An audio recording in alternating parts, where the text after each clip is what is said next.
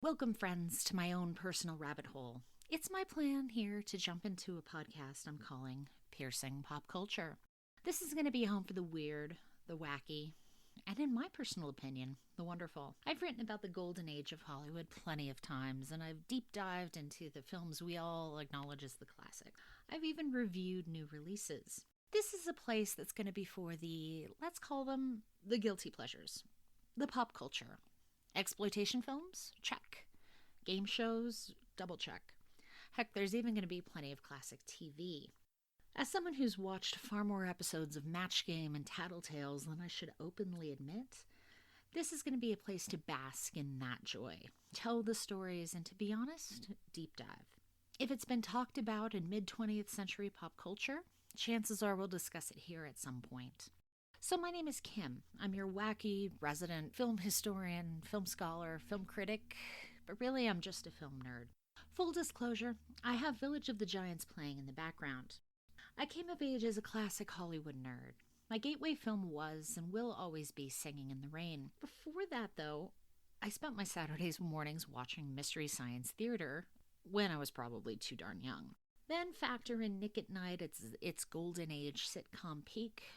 There's plenty of reasons why I am the way I am.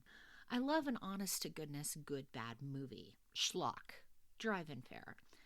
I think I finally came around to the joy when I first watched Plan 9 from Outer Space as an adult. For all the literature and the reviews that kick the Ed Wood sci-fi horror film under the bus as, I quote, the worst movie of all time, that, along with 1978's The Swarm, were truly amazing watching experiences for me. I had a blast, and it led me to a question. Can it truly be called the worst movie of all time if you have an amazing experience watching it? I really don't know. So with this podcast, I'm looking to do a few things, and each week, I hope, I want to touch on, there's going to be a scripted history portion, because part of the reason I'm wanting to do this is I haven't been using my history brain. I was a film history major in college, and if you haven't figured that out already by this introduction, history is my love and my passion, especially entertainment history. So I really want to dive into the people, the stories, the reasons why I love this industry. There's going to be reviews, fun reviews. There's going to be some new releases as well. So I'm hoping for a lot of organic, fun trailer discussions, news, reviews. So there's going to be a few different things happening throughout each episode, but as this comes together, we'll see how it goes, and let me know what you think and what you all are enjoying. So where should I jump into this foundational episode, you ask? I've been down a few rabbit holes since the holidays, but truthfully, they've all been somewhat related. I stumbled onto a series set of Laredo for a family member, and of course, I had to snap up the 1965 Western comedy for a first-time watch. For those who may be unfamiliar, Laredo ran for 2 seasons, following a troop of Texas Rangers in, you guessed it, Laredo. The show was set in the Old West. The series sprung to life as a spin-off of the long-running Western drama The Virginian and starred Neville Brand, Peter Brown, William Smith, and in Season 2, the fabulously costumed Robert Walders. I'd like to do a longer discussion on Laredo at some point. I mean, Robert Walders' costuming requires it. There's so much to talk about. Today, though, Laredo serves as an entry point for where my brain has been lately. My venture into Laredo has fueled a deep dive into some exploitation cinema and 1950s westerns. Believe it or not, those do feel related. Let's all take a moment, though, to bow to William Smith, the king of exploitation cinema of the 1970s and 1980s. I was also riveted to find quite a few of Peter Brown's 1970s roles as well. We could probably do an entire episode on the films these men made between 1969 and 1989. I'm looking forward to doing that. However, my jump into Laredo also has me deep into a Western deep dive from the 1950s. Truthfully, aside from the occasional venture into an episode of The Rifleman or a marathon of F Troop, I've never been well-versed in this sizable chunk of television history in the United States. Westerns dominated the network schedules for the better part of a decade. Heck, I'd go as far as to say it was actually 15 years. Between Gunsmoke, The Virginian, and Bonanza, these shows combined to run 43 seasons when you add their respective runs together. I have a formative memory in my youth as it relates to film. An American Tail, Fievel Goes West. For reasons I'm not really sure I can explain, I watched this film more often than the, probably better known, first film. It may have been because of this number. Absence makes the heart go cold and makes the heart to wander. If you stay there by their side, you'll feel their hearts grow fonder. Hope you see her someday. Hope I find my way back to the girl I left behind. So tell me you will never roam. I swear we won't go roaming. You'll be by your fireside. We'll all be home sweet home. Kiss her, kiss her, kiss her. Yeah, it is a brainworm. I should probably apologize for that.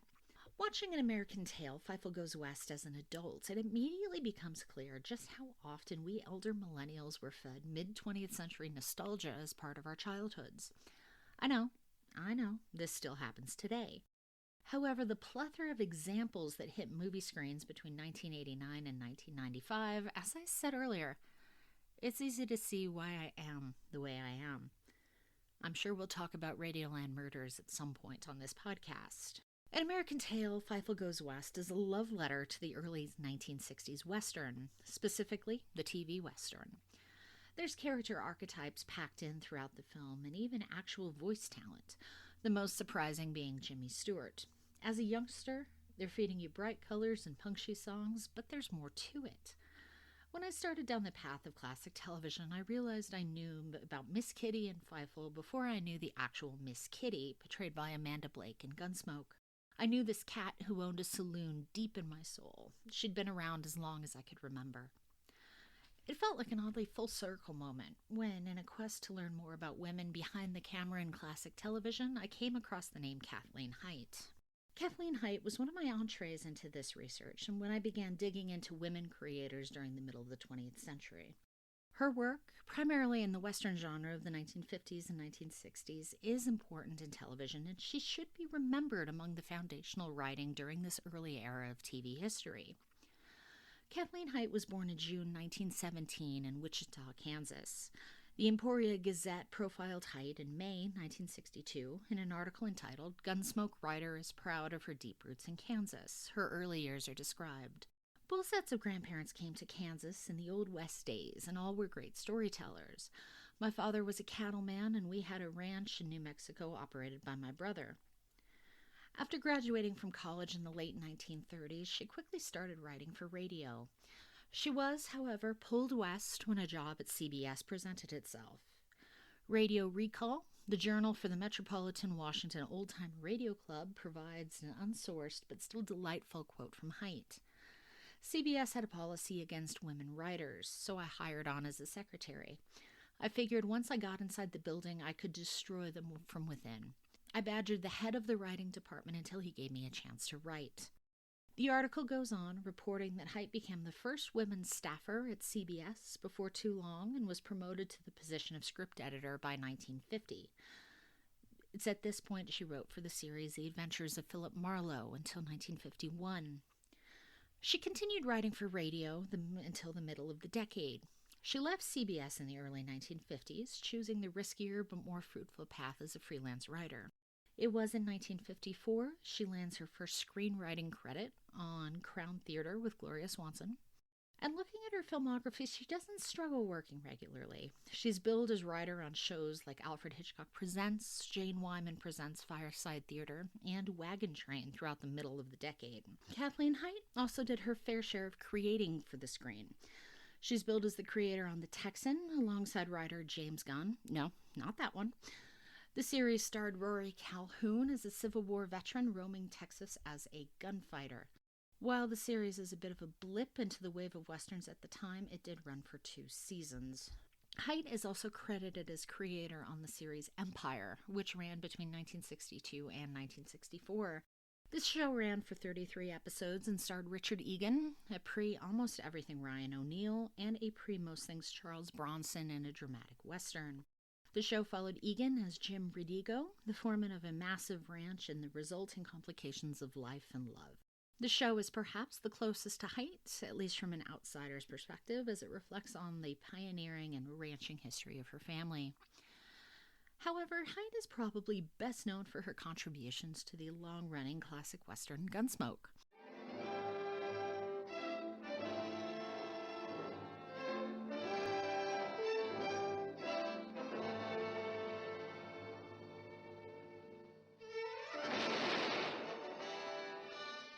Gunsmoke, starring James Arness as Matt Dillon.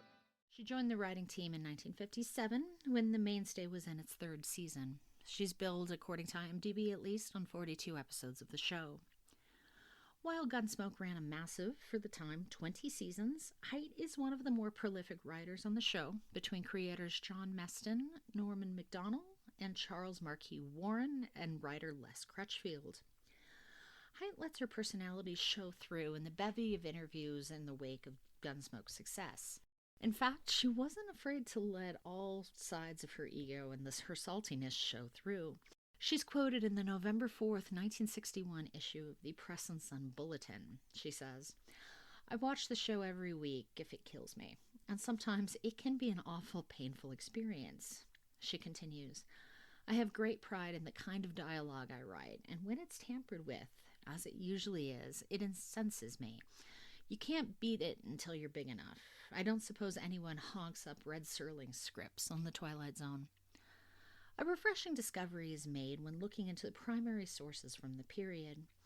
In a study of Gunsmoke's media coverage during the early 1960s, Hite is held up next to Meston and Warren as a vital part of the show's success. An August 1963 article in the Roanoke Times shows Hite receiving credit in the most early 1960s way possible. The article's title is "Gunsmoke Dialogue Comes from Woman's Typewriter." It begins, "They certainly don't sound like it, but many of Gunsmoke's best scripts this past season have been written by a lady, Miss Kathleen Hite." The article continues, "The point is, Miss Hite can write for girls too, but her men's dialogue doesn't sound like it came from a women's typewriter. Coming from Oklahoma may have something to do with it, and 22 years of writing radio and TV scripts may be considered." With more than 20 years on the air and 635 episodes, Gunsmoke was one of the earliest titans of the golden age of television. In fact, it held the record as the longest-running scripted primetime series until The Simpsons dethroned it in 2018. Hite's last Gunsmoke credit came in 1965. An article dated May 2nd, 1970 in the Wichita Eagle describes her decision to leave. It states, "Because of changes in management and policy that she felt were not the best interest of the series. The show lost some of the authenticity when new people took over didn't know the era we were writing about." A look over the show's IMDb shows some transitions starting to happen around that point. Most notably, producers Charles Marquis Warren had created The Virginian, and Norman Macdonald would jump to the long-running 90-minute Western as well by 1965. Hite continued writing throughout the next few decades, primarily sticking with Westerns. Her filmography shows her working on shows like The Guns of Will Sonnet and Lancer. However, her longest stint was on the family drama The Waltons. She's billed on 24 episodes of the show between 1974 and 1981. She did speak fondly about the Waltons in the Arizona Republic article dated January 11, 1976. She says, "John Boy's high school class was 1934. So was mine. Though the Depression hit us at an impressionable age, neither of us suffered devastating deprivation. John Boy's driving ambition was to go to college and become a writer. So was mine." She clearly feels a kinship with the character that kept her with the Waltons for a number of years, really rivaling her tenure with Gunsmoke. The Radio Recall article goes into the most detail about her later writing career. Like many of her contemporaries, she was heavily involved in the Writers Guild and was honored repeatedly throughout the course of her career by her contemporaries. Kathleen Hite passed away in 1989 at the age of 81. We still talk about the golden age of television and the names and creators who sprung from it. Heck, many of the directors we still know today began their careers on television between the 1950s and 1970s. However, beyond the legends we still remember today, it's hard to tell the stories. Television, especially in its earliest days, was live and fleeting, and there's many stories we don't tell. Kathleen Hite is one of the names I don't want to fade into obscurity. She fascinates me, and here's to talking about more of these unsung creators.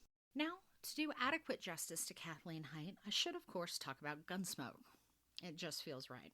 The world isn't always right. Because I'm me, I am in the middle of a simultaneous first-time watch of both The Virginian and Gunsmoke. And right now I'm deeper into The Virginian. I would love to say I'm halfway through the first season, but not quite. Kids, there were so many episodes in those days. Then when you factor in that The Virginian is almost an hour and 15 minutes per episode, the show's a bit of a beast. However, I'm 5 episodes into Gunsmoke, so that's that. The Virginian follows, you guessed it, the Virginian, played by James Drury. That's how we come to know him. The series follows the daily goings-on the Shiloh Ranch, where he is the foreman. The series, at least in this first season, co-stars Doug McClure, Lee J. Cobb, Roberta Shore, Gary Clark, and Pippa Scott. I was immediately pulled into The Virginian by some fascinating performances. This begins early with the pilot and a truly bonkers opening. This episode features guest star Hugh O'Brien leaning into some wackiness I've never really seen him embrace, and he pulls the rest of the cast right along with him. What's honestly surprised me, though, is just how much I've been sucked in by James Drury's performance as the Virginian. He was an actor I've largely just been familiar with by name and face only. Drury brings a gentle charisma in these early episodes that I wasn't anticipating. As I mentioned, this analysis is coming from the very early part of Season 1. But at this point, he's not the hyper-masculine cowboy one would expect coming out of these shows. His performance is quiet and sensitive. He's an actor who's able to say a lot with his eyes in the quiet moments. I must admit, I had to dig up and watch Forbidden Planet for the umpteenth time to simply look for James Drury's role, which in reality is little more than appearance. He's such a baby in that film. I've wanted to find my way to more of Drury's work, and my friends, outside of movies like Love Me Tender, Pollyanna, and Ride the High Country, some of these aren't the easiest to find in 2025. Drury admits in interviews before his 2020 passing that he struggled in the years after The Virginian's cancellation and that he would have stayed for the show for 10 more years if he could. The more I dig into the westerns of the late 1950s, the more I find them a fascinating snapshot into the post-World War II period. I've been guilty of oversimplifying the western, trying to write it off as a product of the post-war 50s quest for simplicity and prosperity, a yearning for the simplified values of the Old West. While it can't be said this yearning for days gone by is completely absent, in these westerns, particularly in the early 1960s, things aren't quite so simple. Watching The Virginian and Gunsmoke so close together, Drury's work in these early episodes feels strikingly close to James Arness's portrayal of Marshall Dillon in Gunsmoke. From there, it's a stone's throw to Lucas McCain and the Rifleman and others. These aren't, as I said earlier, the hyper-masculine figures typified by somebody like John Wayne. They aren't the white-hat good guys like Roy Rogers and Gene Autry. Heck, they even feel different from the cowboys of the middle of the 1960s as the genre swung more towards comedies with shows like F Troop and Laredo. This era of cowboys, they're lone wolves of the Old West. Lone wolf is a term that is, admittedly, more associated with the film noir subgenre. Film noir is perhaps best known as a distinctive style of films most common to the immediate World War II and post-war era in Hollywood. In the olden golden days of being a film student, we were always taught the unofficial beginning of the movement was The Maltese Falcon in 1940, before coming to an end with films like Kiss Me Deadly and Touch of Evil towards the end of the next decade. When considering the overlap between a certain segment of film noir with these westerns, it makes an incredible amount of sense when looking at TV history of the period. We know television moves in cycles. It always has. The TV cycles that produced the western ran almost consecutively with a subset of film noir that evolved on TV after it shifted from movie screens. That wears a fancy label, that's glorified in song and fable. The most exciting people pass you by, including a private eye. 77 Sunset Strip.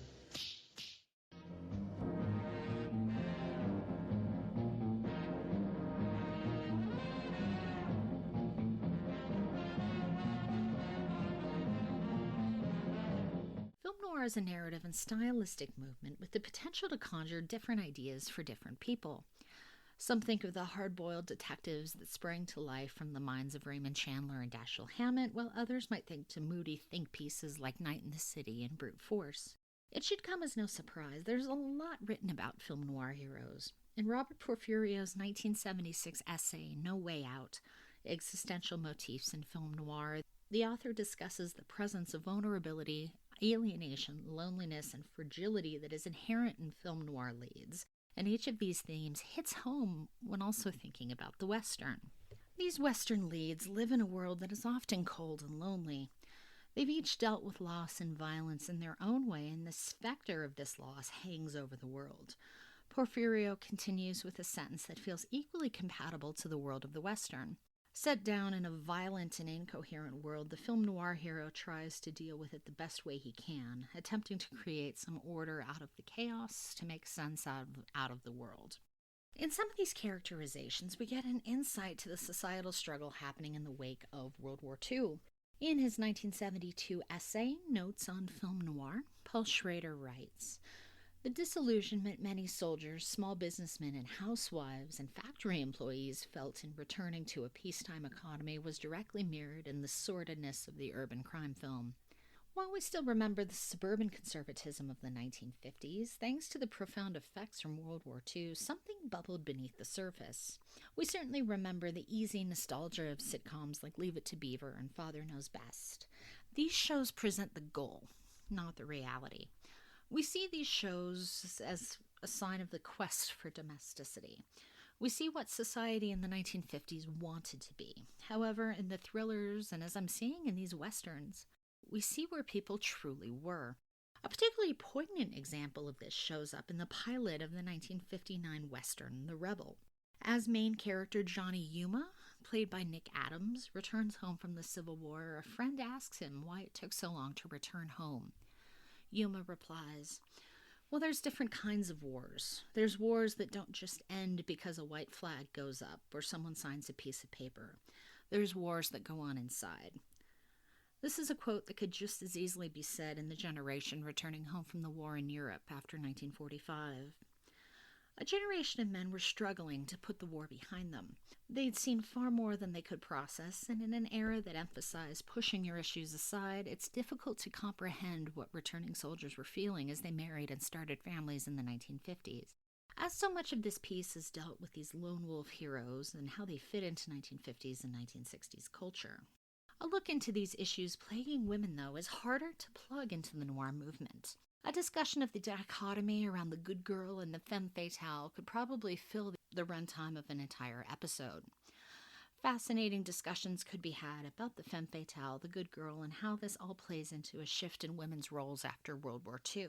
There's a push and pull happening during the time due to changing expectations of society. And women were caught between the responsibilities and the, I hate to say it, but freedoms they experienced during World War II to the shrinking world of the 1950s. With servicemen returning home from war, women were expected as well to return home, keep house, and become wives and mothers. However, some weren't ready to return. This push and pull is reflected strikingly in the Western TV shows of this period. Miss Kitty jumps to mind immediately when we see this at play, and then we have Molly in the first season of The Virginian, Lily in Lawman. These women are businesswomen struggling to get ahead in a difficult world. They are women with no choice but to forge ahead in a man's world as saloon owners and, as in Molly's case, a journalist. They're grounded, logical, and quite often the lone voice of reason, while granted some of the most flexibility among the women characters of the time. At the same time, though, we can't necessarily measure these characters by post-second wave feminist ideals. They didn't burn bras. This wasn't the era for that. Trying to talk about women in the 1950s and 1960s is inherently complicated. In thinking of how to look at these women, I'm immediately reminded of Ida Lupino. The actress and noir superstar wasn't content with her work in front of the camera. She wrote, she produced, and most importantly, she directed at a time when few women took these important roles behind the camera. It's easy to try and hold Lupino to feminist ideals. I mean, she was moving and succeeding in circles that few women walked during this time. However, in reading and learning about Lupino, we're immediately faced with the shifts in language and behavior that happened between the 1950s and the second wave feminist movement in the 1970s. There were quotes that I'm struggling to source at this point, but Lupino, and truthfully many women who moved ahead in this era, had to tread carefully. And looking at their work, we see them very aware of the fact that they were in a man's world. We see them acknowledging their femininity and in some case using it to get work done. Lupino in particular worked very hard to gain the respect of her male crews, but in so many of her quotes there's an awareness of her femininity. She talks about mothering them, validating their knowledge, and above all making sure they didn't see her as bossy, because she needed them to work with her. Kathleen Hite is quoted in the Wichita Eagle expressing a similar sensibility about the second wave feminist movement. She says, "I don't question their ardor, but it's so overboard I'm afraid they may do women more harm than good. Having worked as the only woman writer in a group of men, there's a tightrope you must walk trying to be one of the fellows and yet be a lady." In truth, it's a struggle to read some of these quotes from a 2025 perspective. However, history adds so much complexity. It's difficult to understand a period when you haven't lived it, and there's still so much to be written about the women breaking ground during the immediate post-World War II period. This is going to be a bigger topic as I venture through this podcast. Coming into history from a 2025 perspective, it's a real challenge to tackle these women's stories. They don't fit into the feminist mold that sprung into criticism in academic circles in the years to follow. They don't fit inside the glass ceiling smashing mold that we look for.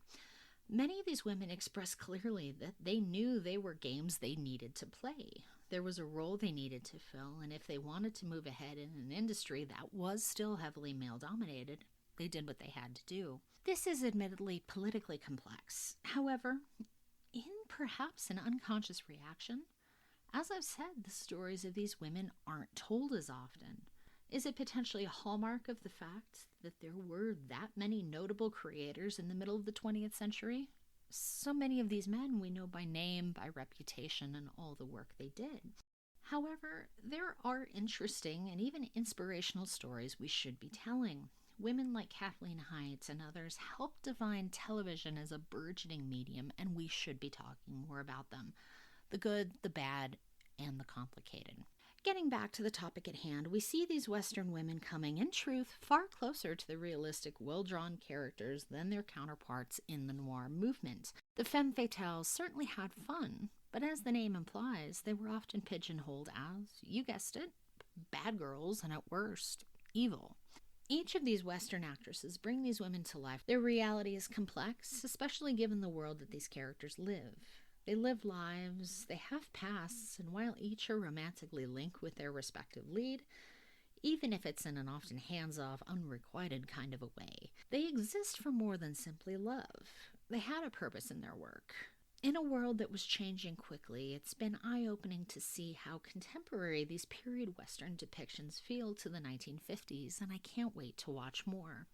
If you can't tell, I've been having a blast with this long-delayed plunge into the TV Western, and if I've learned one thing, I've been incredibly guilty of simplifying and ignoring this moment in television history. It's been a fascinating study, and I'm looking forward to continuing this exploration. I'll be sure to keep you updated with the progress on the Virginian and Gunsmoke first-time watches. Okay, switching up the gears now, I wanted to pivot to talk a little bit about a new release, because sometimes that will happen. I was lucky enough to screen Black Bag last night, and full disclosure, I am not well viewed with Soderbergh. He is definitely a blind spot I need to get remedied. So, full disclosure on that, outside of the Oceans movies, I think that he was a part of, that's really all that I'm truly well versed on, but I do have that on my watch list to tick off some more of his hits. So send me your recommendations, of course, if you have them. Black Bag hits theaters Friday, March 14th, hopefully the day of when this comes out, but we shall see. Letterboxd synopsis for those who are interested. When his beloved wife is suspected of betraying the nation, an intelligence agent faces the ultimate test, loyalty to his marriage or his country. The cast here is a delight. We've got Michael Fassbender, Cate Blanchett, Tom Burke, Naomi Harris, Pierce Brosnan, Gustav Skarsgård, among others. Like I mentioned, Steven Soderbergh directing from a script by David Kapp. Now, this one, I was pulled in by this cast, and I was not disappointed. This is, I suppose we could call it a espionage thriller. This is very deeply rooted in its world and deeply rooted in its characters. And I think that's what thrilled me about this the most. This is I'd call it like a drawing room drama. That's might be too sedate a word, so don't let that turn you off. But this movie is at its strongest when the characters are dealing with each other. There's quite a bit of sitting and talking. It's a very talky film, which is why I'm almost hesitant to use the word thriller. This is espionage, but it's an espionage thriller, but there's not a heck of a lot of action. This is rooted in the dysfunctionality and just kind of the weirdness of these characters. And it's a bit of a hard film in that respect. These people, none of them are easy. None of them are easy to get to know. They're all spies. There's a trailer line that essentially says, when you can lie about everything, how do you tell the truth about anything? And this line hit me so hard as I was watching the film. I mean, it's a trailer line, but I also think it's the crux of this film. So ultimately, the script, I've been thinking a lot about it. There are elements, I think, here that aren't necessarily going to work for everyone. There's some moments of, boy, we should have known about this, or potentially, feeling a little convenient, feeling a little manufactured, maybe. But I think the film isn't about the conflict. This is more of a MacGuffin kind of conflict. And I'm really doing the spoiler aversion dance here to try and avoid doing any of that craziness. But there's a big presence of kind of a MacGuffin arc, but that's not what this film is interested in.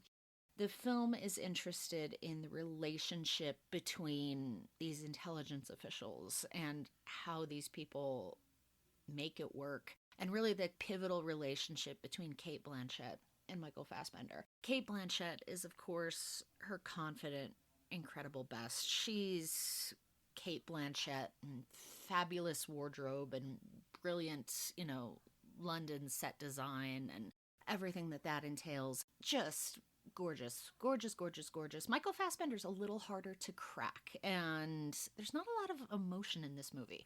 This is a very cold film, I think, from that respect, except for there's a few scenes, both of which of intimacy, both of which are seen in the trailer. And this is where you see his guard kind of come down with her. But it's an interesting character Fassbender's bringing to life, and it fascinated me because I wanted so much more. For me, this could have been a bit of a longer film. It's a fairly breezy, hour and a half. It's just these complex, convoluted, twisting relationships that left me just hungry for more. And Soderbergh's direction throughout, I think, is really interesting. There's this gauzy, kind of hazy brightness that hangs over so much of the film. You really see it in the daytime shooting, especially in the intelligence headquarters really comes to mind with all these big windows and this bright sunlight. And it's an effect, sitting here thinking about it, that I can't come up with having seen in another film. It was an interesting choice, and I'm not entirely sure the film critic-y kind of overarching goal, what he was trying to convey. But I certainly was captivated throughout. Trying to go spoiler-free on this is really kind of a trick. Everything leads to a finale, which I won't give any details. But once again, really complex. And like I said, this film is at its best when these characters are allowed to sit down and just verbally spar with each other. There are 3 real kind of substantive sequences, one of which is the finale where we see this happen. And it's just a treat to watch. These are a host of great actors at their game. Definitely a treat this spring in a year that hasn't given, too much. Last year, 2024, spring is where the movie season really started to take off for me. We had Dune, we had, Monkey Man, things like that. So as we get out of the January, February doldrums and deeper into March here, I'm really curious to see what we start getting. Like I said earlier, Black Bag is hitting theaters, at least in the United States. I preface that March 14th. Switching gears, there's one more conversation we need to have before we go ahead and wrap up for this episode. And this is based on some viewing I did just today.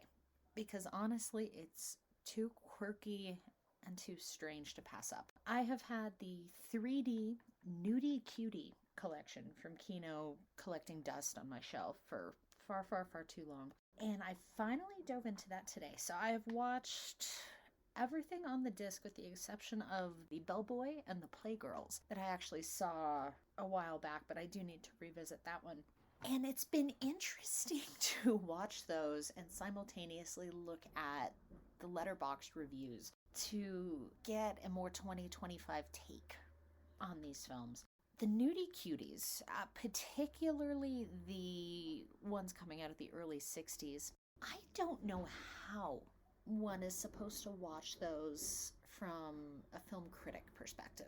These films, by and large, are relics from the day and age that they came out of. But these fascinate me. I did kind of a Doris Wishman deep dive probably about a year ago from what I was able to dig up on her work. And there's more that I want to see, especially from kind of an early erotic sex and gender, depictions of nudity, everything like that. These are bite-sized bits of wackiness that it's hard to discuss, and it's hard to really put them in context, especially when coming at it from, like I said, a 2025 perspective.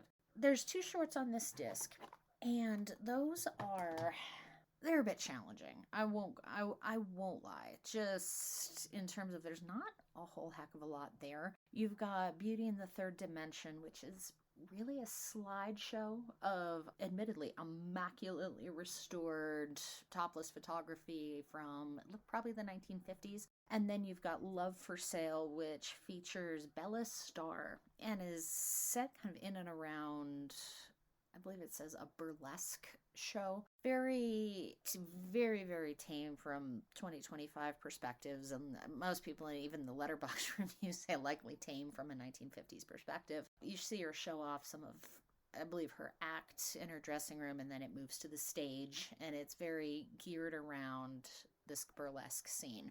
And that is such a commonality in at least the Nudie Cuties that I've seen. Doris Wishman, admittedly, is more narrative geared, as was the very early Russ Meyer stuff. And that leads me into Adam and the Six Eves. So this comes out of type of film, a certain budget of film that it's almost impossible, like I said, impossible to review these from a 2025 perspective because you don't see these anymore.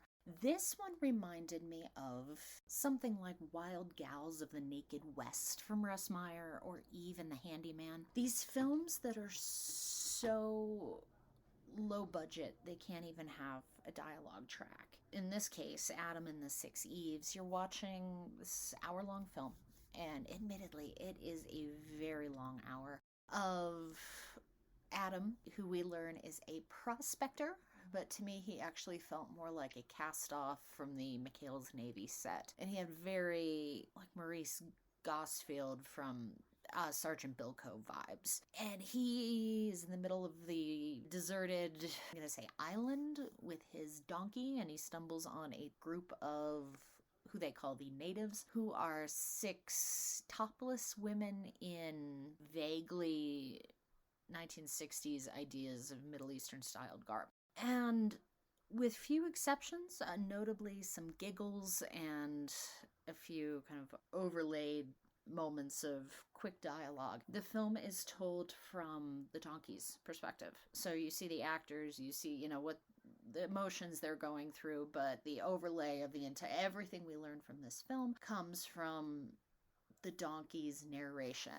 And I found it so incredibly distracting because I could not gauge who was doing the narration, but it felt very Chill Willsy to me. So I kept imagining him doing the dialogue for this donkey. And it's filled with puns that got chuckles out of me. Nothing laugh out loud, drop down funny.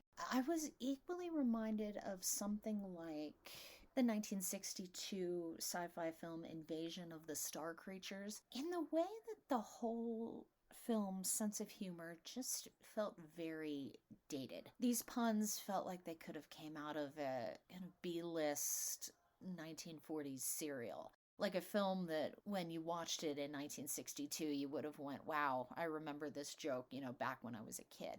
And that kind of whole vibe hangs over the film. For me, some of the moments of humor worked in a cute way. Nothing really reached unintentional hilarity, mainly got chuckles. The rest of the film largely maintains that burlesque kind of structure. It's not set in a burlesque house, but it's mainly, okay, girl performs dance. Next scene, new girl performs dance. And that is a lot of it. The actresses don't have a heck of a lot to do. There's a lot of moments of topless cheesecake modeling poses. One of the girls is the quote-unquote ugly one. She has kind of a Margaret Hamilton-esque fake nose. She probably has the most acting to do of the lot of them. We can all know what's coming. We can all accept this. Their job is to dance around, look attractive. But what I did like about this one is there's a sense of power. It dives into, of course, the whole Mulvey male gaze perspective as we're watching this all through Adam's eyes. However, I felt anyway that, especially with this over-the-top, almost schlubby casting for Adam, that it raised the women up another level. They're not necessarily othered. Yes, of course, we're supposed to watch them. We're supposed to be titillated by them. But there's an element of power there that I haven't necessarily seen in other films like this, especially ones that aren't made by female filmmakers. Ultimately, I don't know about recommending these films or these sets for a main audience. These are an incredibly niche and incredibly weird corner of film history that I do really, really enjoy. But you have to be able to kind of put yourself in a separate mindset. Someone in one of the reviews in Letterboxd called these a time capsule. And that is very, very true. These are incredibly low-budget films that come out of a very specific corner in Hollywood. These, truthfully, fascinate me for a number of reasons. I got into earlier, the depictions of sex, the depictions of gender, everything like that. But then also the stories going on behind the camera. And it's some research that I would love to dive down deeper into. And this goes to some of the viewing I've done in 1950s schlock and the Cormans. There was one film, it was in that late 1950s kind of schlocky sci-fi, in westerns, Five Guns of the West, Swamp Woman, The Oklahoma Woman, Flesh and the Spur, where you see Mike Connors popping up, the actor many are familiar with from Mannix in the late 60s, but he's billed as Touch Connors. In so many of these low-budget schools of filmmaking, you see careers starting. And this is particularly apropos to Corman. I've never been able to locate, at least as of yet, more on some of these performers and the nudie cuties and the sex exploitation films, but figuring out the names and the stories behind where did careers move to? What were their names? What were they doing? What were their pasts? You have so much marketing and so much appreciation of, say, the classic Hollywood era, but these low-budget films, you don't get that. And there's not the memory, there's not the storytelling, and especially after I started diving into the Corman stuff and seeing actors coming up through these films and doing more, that was something I really wanted to know about. And these early nudie cuties are such a egg that I want to crack and learn more about. Thank you so much for joining me here at Piercing Pop Culture. I look to have more episodes coming your way soon, definitely within the next 2 weeks. I'm really hoping to get going in a weekly format, but we shall see. I will have updates coming over social media. Right now, I am the most active over on Instagram at kpierce624 and Blue Sky, same handle. I do have pages at Piercing Cinema, which was the name of my TikTok account, which will likely be used for this as well. But full disclosure, I have not been using that all the most actively. Just so much easier going off of my personal kind of everywhere account. Any film criticism, I talked about Black Bag in this episode. I will have a full written professional review of that coming over to Geek Girl Authority. So if you want more about my thoughts on that one, head over there. And with that, I will go ahead and wrap this up. Stay tuned for updates, and I'll be coming at you with more content and hopefully fun stuff soon. Thank you so much, everyone. Have a good one.